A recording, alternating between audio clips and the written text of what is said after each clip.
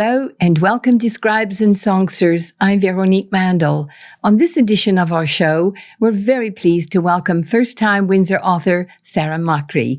Sara is here with us to share her recently released book titled Overcoming Omerta. It's a story that takes the reader into the criminal underworld of the Bergamo family, and we'll also find out why Sara chose organized crime to be the subject of her first novel. Welcome to Scribes and Songsters. Thank you so much. And so full disclosure, Sara is also one of my graduates from the journalism school at St. Clair College. Oh, thank you. It's so wonderful to be back here and to see you again. It feels like, coming home. That's awesome. And I'm so proud of you. So let's get right to it. What have you been doing in the last since 2011, until you decided you wanted to write a novel? Oh, wow. That feels like a whole lifetime of things. After I graduated, I moved to Ottawa for a little while and just was kind of trying to find my way into journalism and what I really wanted to do. And then it just kind of hit me that I'd always really, even going into journalism, I'd wanted to get into funeral service. And I believe our first assignment actually in journalism was to write an obituary. It was.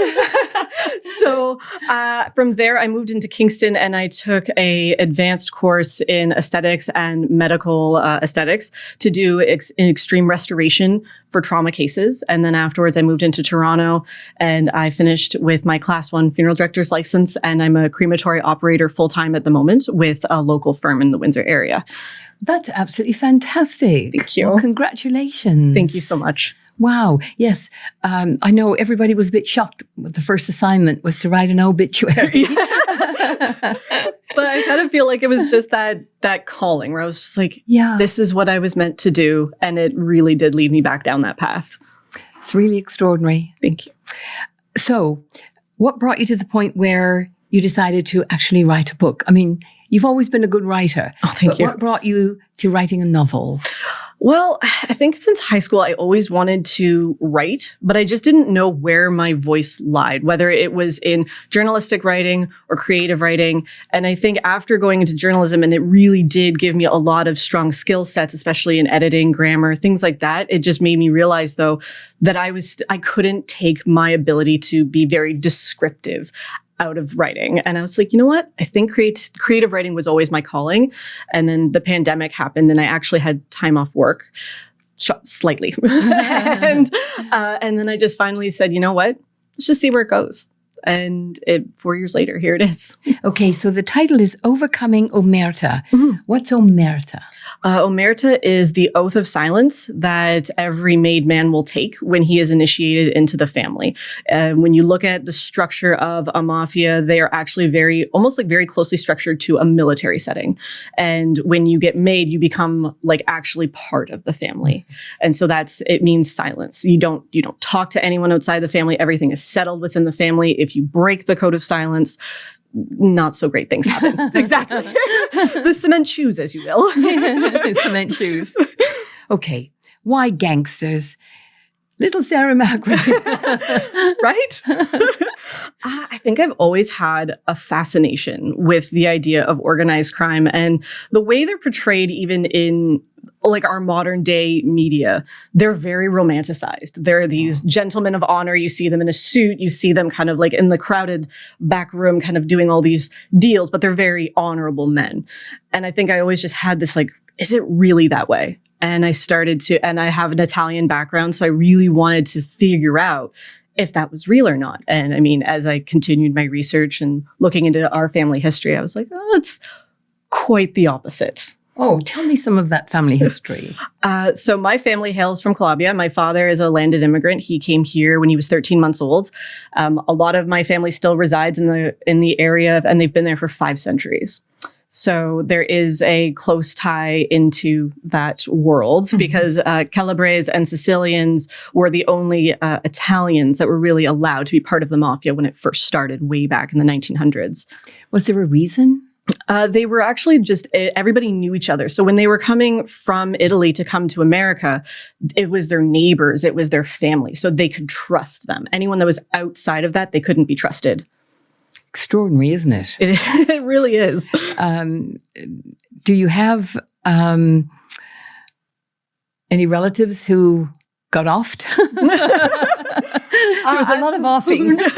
I've heard some stories. Also, my dad is one of 9 siblings.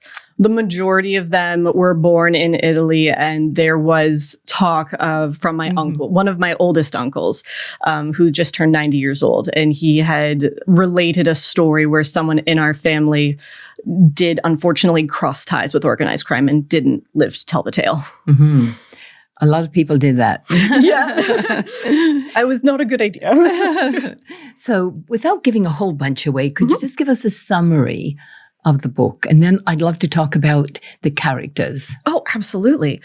So it basically follows Adriano as our main character. He's a veteran of the Second World War, and a lot of veterans actually coming back, especially American veterans, because of propaganda at the time, they were kind of lied to, essentially, and they weren't really treated well once they came home. And Adriano finds himself, unfortunately, in that predicament and falls into like a life of poverty and meets Santino, who is part of the Bergamo family. He takes him under his wing, and he realizes, well, what's so wrong about these people? They're giving me an opportunity. They're giving me a job. I am excelling at this job. And he realizes afterwards the price is a little too high to actually move up the ranks. So now Adriano De Luca. So tell us a little bit more about him. He could have been a very nondescript character, but in fact, you begin to see, and the way he is developed, that he becomes a very complicated character. He is. And I think that I always liked complicated characters. I'm an avid reader myself of historical fiction, fantasy, so several genres. And I always just found sometimes a lot of authors fall into the main character is just this, it's very generic. And I'm like, well, people aren't like that. And we have problems and we're layered and multifaceted. And I wanted to create a character that really reflected that. And I feel like he does. He has a lot of layers to him. And you begin to see that his vulnerability and his poverty, it kind of sort of led him to that, to look at the gangsters in a favorable light. It really does. And for that as well, it starts to question human beings as even just a species, how we develop our moral compass. Is it really singularly based on you as an individual, or when you become to be part of a larger group and you see their opinions and you see their ways of viewing things, you all of a sudden become almost okay with it. You're just like, well, if 70 people over here told me the sky is purple, how can 70 people be wrong? And that's really where he starts to see the gangsters as oh, maybe this isn't so bad. The military told me I have to go over here and I have to kill this person. What's the difference if the head of my family tells me the same thing? And that family thing is really what draws him in, isn't it? Yes. It really does relate to him as when you read the book. He really viewed the military as a family. He came from a broken home, and now he sees all of these other individuals as his brothers, essentially. They're not going to abandon him. And that's where he really feels more comfortable. And he also was very riddled with the guilt of his brother. Yes. The death of his brother, because he'd promised his mother that he'd bring him home. And I think that's too, when you go into wartime and you make those promises and you hope for the best. But I mean, as we all know, war is an extremely unpredictable beast. And a lot of survivors experienced a lot of guilt because they made it and someone they loved didn't. And of course, he meets Santino, the big father figure, the family figure. And Santino really is masterful at emotional coercion, isn't he? He is. And I think what makes him so dangerous is that he's able to compartmentalize. He's another character that I really enjoyed writing because he almost views his job as a 9-to-5, like what we would do every day. He goes home, he has a wife, he has kids. They have no idea what he does for a living. And then you see him when he is, with his family, and he's absolutely brutal. Yes. He epitomizes everything that is evil in what the mafia stands for. Absolutely. And the relationship between Adriano and Santino, it's sort of dysfunctionally functional, isn't it? It really is. It's kind of like this weird thing that works because Adriano is getting something from Santino, but Santino really is getting more out of the deal, and Adriano's not really aware of it. Yeah. And it's quite a revelation when Adriano eventually is able to see Santino for what he really is. And at that point, I feel like that it was almost like the wool was finally removed from his eyes and he could see things very clearly for what it really was. It almost is the proverbial everything is in a rose-colored glasses, if you will. Mm-hmm. And you're right. It's amazing how humans, depending on what frame of mind and state they're in, can look at something and something that would be abhorrent to them if things were better, they can buy into it. They do. We see it tons and tons of times through history. People who join cults, people who become, they're vulnerable. It always seems to be a very particular kind of person when they're at their worst and they're vulnerable and they really need something to latch onto, to have hope. And then that's when someone like Santino comes along and they're able to really pull the strings. Yeah. And then, of course, Santino's bigger boss, Giuseppe. Is it Giuseppe? Yes. He was the biggest gangster. He was. And he kind of reminded me of Tony Soprano in a way. I loved The Sopranos also growing up. I watched that as it aired. And he had that Tony Soprano larger than life, but also he was able to just be as cutthroat as he needed to be. And when came to his family, he was like, no, this is what we got to do. And you're going to do it, and you're not going to ask questions. And you also sort of wrote him into the character of that ruthless gangster who would kill the person who's been helping him and earning money for him without blinking an eye. Yeah. And that I think is also really part of a realistic point of view of what real organized crime is like. I can be your friend 1 minute. I could know you for 30 years. But the moment you stop becoming useful, the moment you cross me, that's it. And then he wanted Adriano to really prove that he's part of the family by killing his best friend. Yes, because I think there is always that person who does get involved and they jump in both feet, but they don't really realize what they're getting themselves into. And Enzo is really that character. He wants to be, the glorified gangster. He wants the fancy suits. He wants the women on his arm. He wants the fancy cigars. But he doesn't really think about the dirty work that comes along with it. And for Giuseppe, he knows this. And he's like, okay, well, here's a way to tie up a loose end and for really to prove that Adriano is really one of us. And we see Adriano doing the shakedown of all the merchants and everyone. And when he finally gets out from under that, he begins to understand that isn't what humans should be doing. No. I think it really does, especially later on in the story when he's actually earning an honest living, as it were. Yeah. He really realizes there is an actual grit and honesty and real satisfaction in doing a hard day's work and earning everything in a legitimate way. And you can go home, put your head on the pillow and rest easy knowing that it didn't come at the expense of somebody else. Yeah. Now, you did talk about the research you had done through your family, but how else did you do the research, or what other research did you do? Because your descriptions of meetings in the family and so many of your other descriptions are really detailed and almost as though you were there.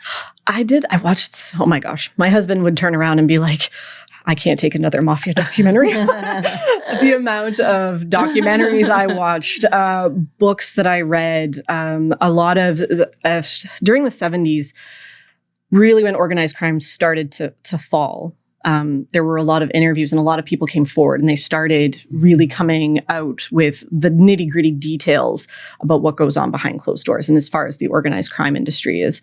And that's really how I got a lot of my research, is just hearing firsthand accounts of people who were there, who experienced everything and tried to take it and sort of mold it to fit into a 1950s type of setting. The mafia today, do you get the sense that it's different than it would have been in the 50s? Oh, absolutely. There was more of a code in the 50s than there really is now. I mean, I think they're trying to get back to their old roots in a way, because really they operated back in the 20s, 30s, 40s, and 50s, which would be almost considered really the golden age of mafia because of bootlegging, prohibition, all those things that kind of moved it along. They really operated it as a professional business. They had a board of CEOs, if you will, which is the head of the 5 families, which we would know as modern organized crime.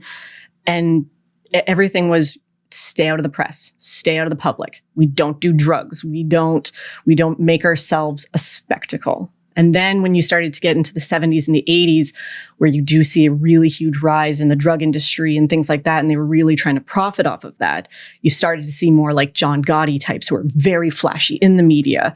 And I think now they're trying to recapture the glory days, if you will. Killing quietly. Killing quietly, yes. Now, you also use a very interesting device, the perspectives.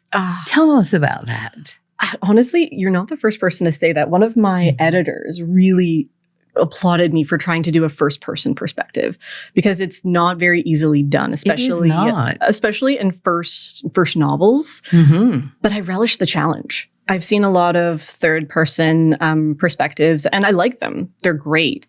But sometimes I always wonder, what is that character really thinking? Like, what is in their brain right now? And I wanted to really take that on, especially for Adriano, who is a very complex individual. But then you did it for Santino? Yes. And was there someone else you did it for? I think it was just the two of them. I was thinking about doing it for Annalise. Yes. But I didn't want to overcomplicate things and feel like I'd left things untied. And she's part of the story.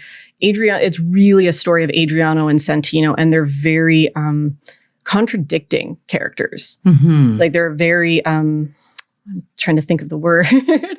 They play off of each other, but they're quite opposite in a way. Yes. When you're writing your characters, do you write the character and a backstory? Sort of what's your writing process? I love doing character sheets. So I actually started working on one for a book that I'm working on now, but that's how I really started with Adriano and Santino and flushing them out. So I had like just a list it started with their physical attributes. Then I started to delve deeper, like, did they have a first girlfriend? What was their high school experience like? Did they have a favorite sport, food, like those kinds of things? And it really started to me able to get into that person's frame of mind. Annalise. How did you find Annalise? Annalise, I think, is just the person that's in all of us. I feel like I can relate most to her character.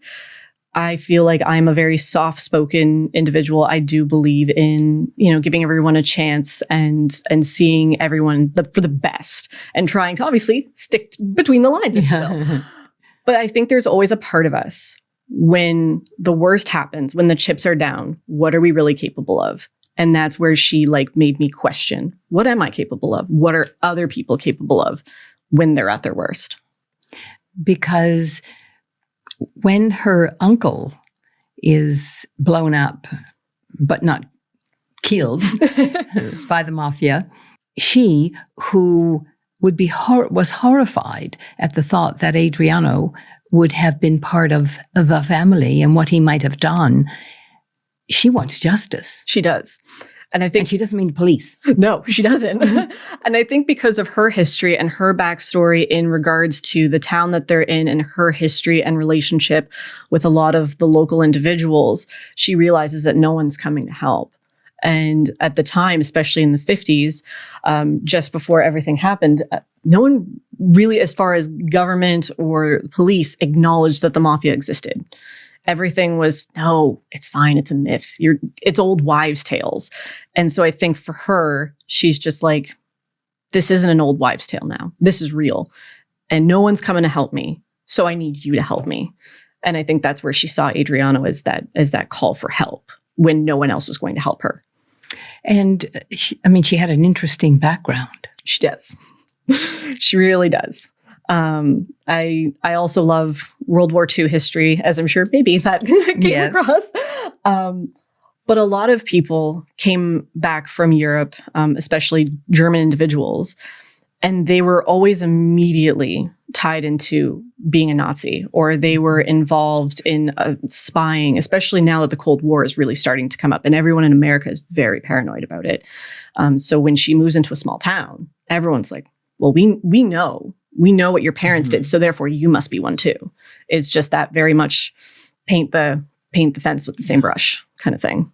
I thought one of the profound things that, I think it was Adriano who said, he went to war to fight all the things that he was finding in the town where he was trying to start a new life. Yes. And I think a lot of soldiers really would be faced with that, especially ones who are coming back from the Second World War to see the extreme racism that was going on towards the Jewish people or to the Roma people, and thinking, well, I don't want that in my country. But I think when they came back and they experienced, and other people experienced a lot of the overt racism that was going on, they realized it was a lot closer to home than they were caring to admit. And it wasn't necessarily color racism. No. It was cultural. It was cultural. And it's really just shocking to see that we're not different. There really is no difference. But they couldn't see it that way. It was, you are not part of my community. Your ways are not known to me. Therefore, they're dangerous. And that's obviously not the case. When we look back now, they're rich cultural traditions that we're losing because of hatred, which is silly, in my opinion. Now, was there a conscience perspective? There was after, I think it was sort of like towards the end of the story.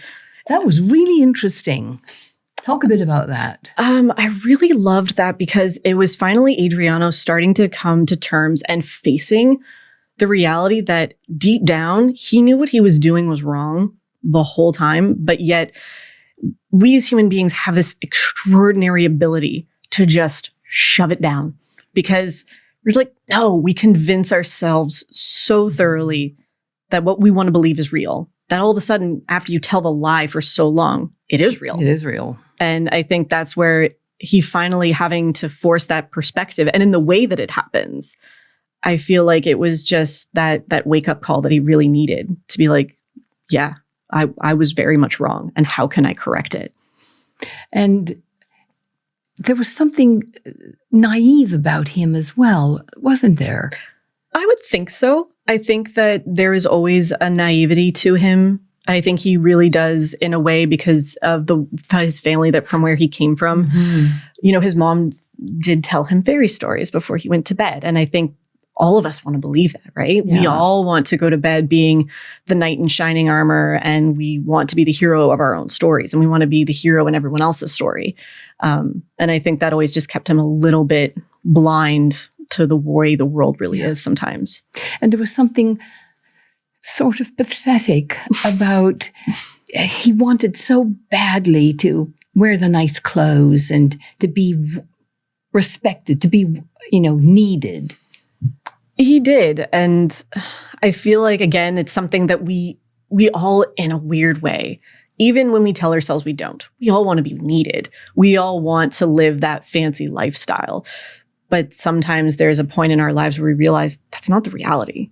It's just not how it is. And we should really start to come to terms and be happy with what we have, really, because happiness it's not always an everyday thing. It's fluid. And we have great days and some days we don't have great days, but that's okay too. It's part of the ride. And he's a grown man, but he hardly knows how to deal with a woman. Yeah, Yeah, I really think so. Which I think was really funny because that's sort of the naivety part of him. Yes. He had a relation. I think when I was writing him, he had a relationship in high school and then it just never really went from there. And he went to war. How long did it take you to write the book? It took me 4 years from start to finish, from research to mapping everything out to actual writing and then editing. Yeah. It was a long process. It was so worthwhile, though. And there's, I think, one of the most profound sentences uttered by anyone, I think, was uttered by Adriano. It was probably the shortest sentence in the book. I'm free. I think that's just something he always strived for. And he thought that he had it when he was in the family. Yeah. He's like, I'm free. I'm my own man. I can make my decisions. But nothing could have been further from the truth. Absolutely. So what's next? What are you writing? Right now, I don't have a title for it yet, but I am working on a Holocaust novel in World War II, actually taking place inside of Auschwitz. There's a lot of research that I'm doing right now, but there's not much known actually about what's called the Sonderkommando. I don't know if you've ever heard of them.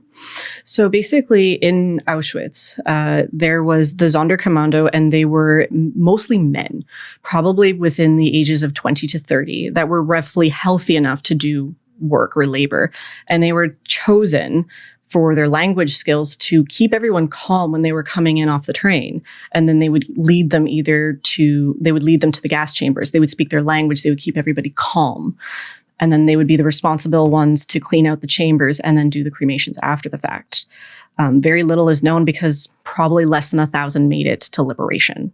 There was about 14 generations of individuals. They didn't have a long life in Auschwitz because the Germans didn't want them. They were segregated from the general population and they were kept there because they didn't want the other inmates to know what was really going on. So after about 6 months, unfortunately, they would all be killed. They would leave a couple alive who knew the process and then they would start all over again.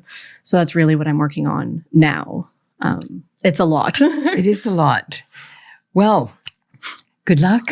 Thank you so much. Thank you for having me. You're welcome. It was absolutely delightful. And I really recommend the read. It's really very good. I'm so glad you enjoyed it. Thank you, Sarah. You're very welcome, Veronique.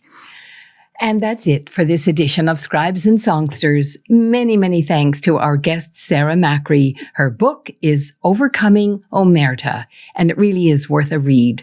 Big thanks to our Scribes and Songsters team, producer Brian Sweet and technical producer and editor Gary Glass. Grateful thanks to Tony Toldo and the Toldo Foundation and to Neil and Tina Queering for their support. Thank you for watching. Hope to see you soon, right back here on Scribes and Songsters. I'm Veronique Mandel. Bye for now.